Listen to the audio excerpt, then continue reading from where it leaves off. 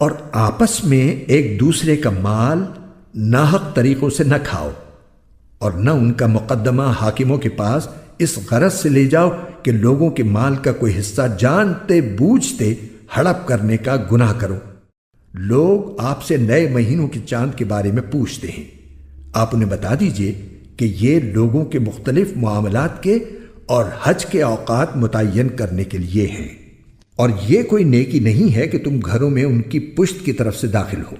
بلکہ نیکی یہ ہے کہ انسان تقوی اختیار کرے، اور تم گھروں میں ان کے دروازوں سے داخل ہوا کرو، اور اللہ سے ڈرتے رہو تاکہ تمہیں فلاح حاصل ہو، اور ان لوگوں سے اللہ کے راستے میں جنگ کرو جو تم سے جنگ کرتے ہیں، اور زیادتی نہ کرو۔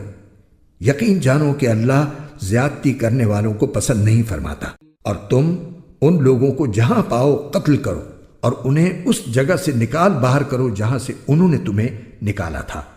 اور فتنہ قتل سے زیادہ سنگین برائی ہے۔ اور تم ان سے مسجد حرام کے پاس اس وقت تک لڑائی نہ کرو